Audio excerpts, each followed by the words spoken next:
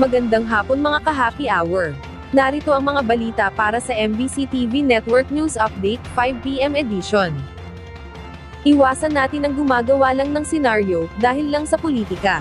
Nagpaabot ng mensahe si Kerwin Espinosa kay Senator Ronald Bato de la Rosa at kay dating Pangulong Rodrigo Duterte. Bato de la Rosa, sana po magbago na tayo na iwasan natin na gumagawa lang ng senaryo dahil sa politika na masira ang isang tao kasi hindi kalyado natin. Iwasan na po natin at wag na natin gawin na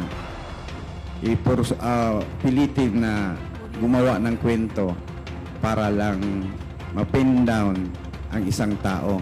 Yun lang po ang mabigay ko kay Senator De La Rosa na mensahe. Sa ating Pangulo noon, ang ano ko lang kasi pinagbigyan ako na makapagbigay ng mensahe, Mr. Duterte, sana po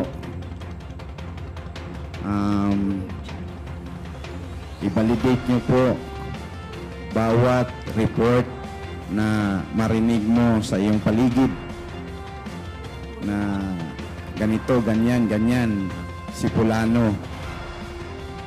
I-validate nyo ng maigi para walang taong masaktan. Lalo na ngayon na tumakbo ka ng mayor, huwag kang magpasulsul sa mga nakapaligid sa iyo. Yun lang po. Para naman sa Metro Manila ngayon, bahagi ng MH Del Pilar Street pansamantalang magkakaroon ng one-way simula ngayong araw.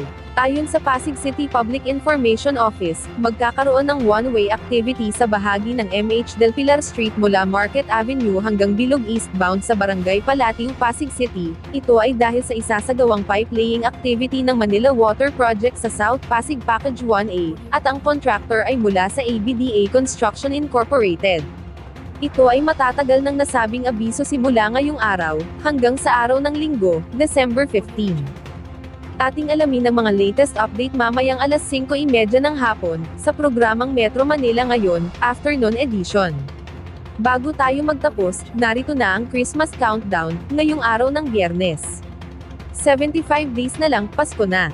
At yan ang mga balita para sa MBC TV Network News Update 5 PM edition.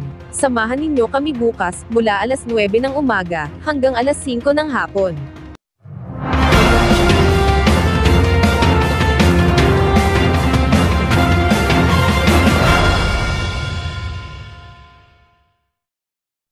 Mga ka-happy hour, kung gusto mong manood ang mga balita sa MBC TV Network News Update, mag-subscribe sa aming YouTube channel, i-like ang aming Facebook page, at i-follow sa aming TikTok account.